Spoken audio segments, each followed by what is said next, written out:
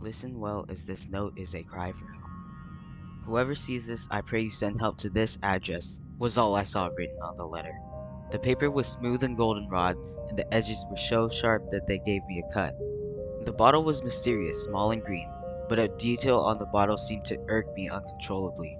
The bottle had a red dot on it, and this dot had grown sizably since I found the bottle. Instead of its mere 1 centimeter diameter, I had observed the dot to be around 2 inches and more splotch shaped. The shade of red was darker as well. An ominous feeling slowly rose over me. For 2 weeks, I observed the bottle in my controlled environment of a basement. I lived alone and never had any visitors. I preferred to live a quiet life. Every day, the gloomy gray sky had grown darker and the temperature dropped down to nearly zero. I had a premonition that something bad was happening, and I needed to get to the bottom of it. For weeks, I tried to decode what the address was. I went down to the forensic station at the police department, and even they couldn't decipher it. It took around 2 months to finally decrypt the message. Upon the final discovery, chills rolled over me, and every hair on my body rose.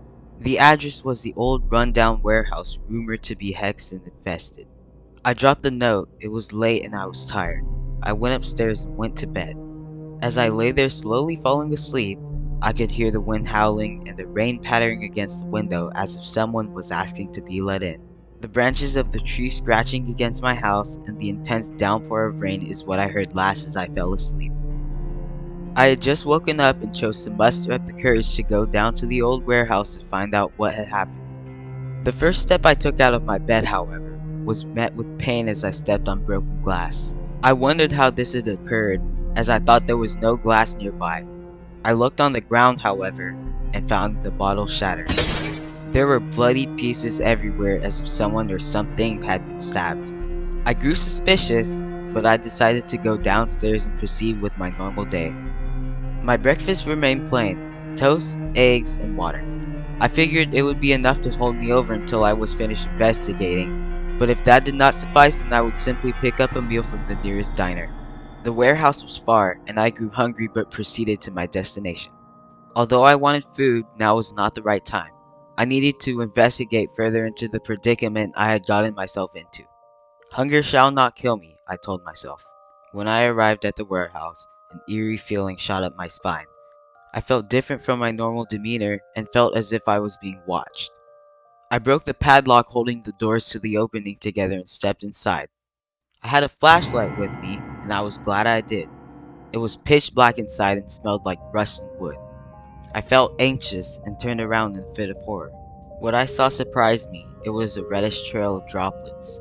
I wondered what this could have been, and remembered I had a paper cut from handling the note. I compared my bandage in the trail, and my suspicions were right. It was blood.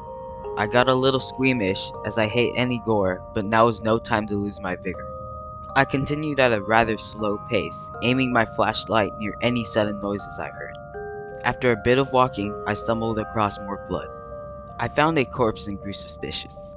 I continued roaming and discovered that it wasn't just one body, it was massive piles of dead people. They all looked the same, pale white with a hole through their chests. My nerves were completely shot by now. I soiled my pants when I heard a whispered, "He knows too much." It sounded like a group of people discussing before I heard a scuttling sound and became terrified. When I turned around, a massive spider started charging at me. Dinner time was the last thing I heard before a whole army of humongous black spiders stormed to me. I tried to run, but it was too late. They were upon me and started... Well, that's all there's written on the note. I guess I'll put it away now. It's a shame the last paragraph is unintelligible. I rolled up the letter, put it back in its green bottle, and turned out the light.